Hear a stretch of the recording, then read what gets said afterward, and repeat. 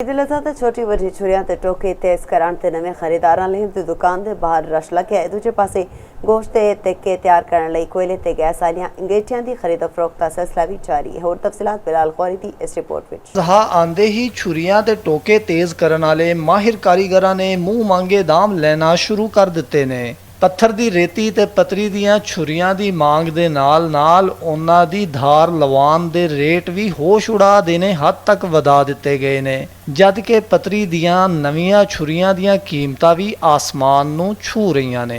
पिछली ईद नालों महंगाई ज़्यादा हो गई है। इत्थे चीज़ां अच्छी मिल जाती है, रेट तो ज़्यादा ने लेकिन चीज़ अच्छी मिल जाती है। धार शार अच्छी लगी होंगी है, बुगदे मजबूत भारे होंगे ने। धार सही ना लगे तो फिर बड़ी इज्जत होंगी है, फिर बंदे का जोर लगता है, वो फिर अपने हाथ में भी बच सकती है छुरी।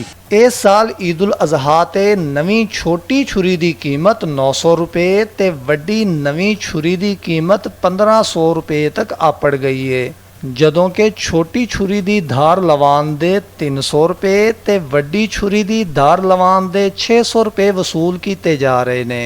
ਇਸ ਤਰ੍ਹਾਂ ਨਵਾਂ ਟੋਕਾ 1700 ਤੋਂ ਲੈ ਕੇ 2100 ਰੁਪਏ ਤੱਕ ਫਰੋਖਤ ਹੋ ਰਿਹਾ ਹੈ ਤੇ ਉਹਨੂੰ ਮਸ਼ੀਨ ਤੇ ਤੇਜ਼ ਕਰਨ ਤੇ ਪੱਥਰ ਦੇ ਧਾਰ ਲਵਾਨ ਦੇ 500 ਤੋਂ ਲੈ ਕੇ 700 ਰੁਪਏ ਤੱਕ ਲਏ ਜਾ ਰਹੇ ਨੇ। ईद उल अज़हा ते अपने प्यारियां दे नाल खुशियां नूं दुबाला करन लई शहरी कोलियां ते सूई गैस ते चलण वालियां अंगीठियां भी खरीद रहे ने, ਜਿਹੜੀਆਂ 250 रुपये तो लैके 4000 रुपये विच दस्तयाब ने। बिलाल गौरी, चौपाल, लाहौर।